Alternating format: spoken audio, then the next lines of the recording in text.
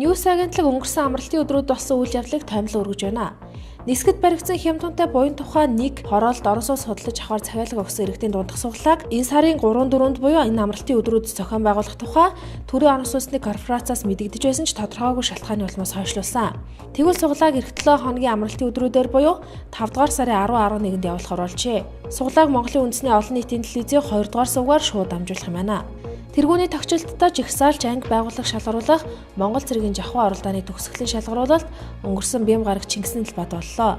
Тус уралдааныг нийслэлийн засаг даргын зархимжийн дагуу нийслэлийн засаг даргын тамгын газар, зэвсэг түвшний жанжин стаб, хил хамгаалах ерөнхий газар, онцгой байдлын ерөнхий газартай хамтран зохион байгуулдаг бөгөөд энэ удаад 2 дахь жилдээ болж байгаа маа. Өнгөрсөн 2 дугаар сараас эхэлсэн уг уралдаанд Улаанбаатар цэргийн хүрээний 30 анги байгууллага оролцжээ.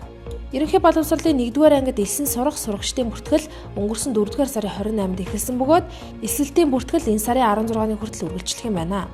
Засгийн газрын өнгөрсөн бямгаргийн ээлжид хуралдаанаар номын сангийн тухай хуулийн төслийг улсын хурлд өргөн мэдүүлэхээр болжээ. Харьяал салбар дундын зохицуултаас хамааран номын сангийн санхүүжил сан өмөргийн бүртгэл, уншигчдад үйлчлэх орчин нөхцөл номын хадгалтын орчин зэрэг асуудал жигдүүл шийдвэрлэгддэг.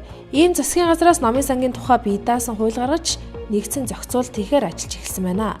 Монгол эрхлэгч 2013 онд засгийн газар чиглэлд өгөх тухай 92 тоот зарлиг гаргаж улсын дээд боловсролын сургалтын байгууллагаас суралцж байгаа 18-аас 25 насны хугацаа цэргийн алба хаагаагүй оюутнуудыг чөлөөт цагаар нь жинхэнэ албыг хаалгах тухай захирамж гаргасан. Энэхүү захирамжийн хэрэгжилт буюу оюутан цэрэг хөтөлбөрийг хэрэгжилттэй өнгөрсөн амралтын өдрүүдээр Монгол эрхлэгчийн хэвлэлийн төлөөлөгч Эрдэнэлт уг хөтөлбөрийг зохицуулагч Монголын гавьяатагч Хурандаа Мигмаржав танилцсан байна. Энэхүү арга хэмжээ буюу оюутан цэрэг хөтөлбөрийн хэрэгжилттэй Монгол эрхлэгчийн хэвлэлийн төлөөлөгч Эрдэнэлт уг хөтөлбөрийг зохицуулагч Монголын гавьяат багш Хурандаа Мигмаржавнаар танилцсан байна.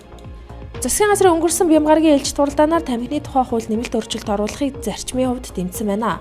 Улсын хурлын гишүүн Эрдэнэтийн санаачлан боловсруулсан тамхины ялалтын тухай хууль нэмэлт өөрчлөлт оруулах тухай хуулийн төслийг зарчмын хувьд инхүү дэмжиж, засгийн газраас хэд хэдэн санал дүгнэлтийг хууль санаачлагчдад уламжлахаар тогтжээ.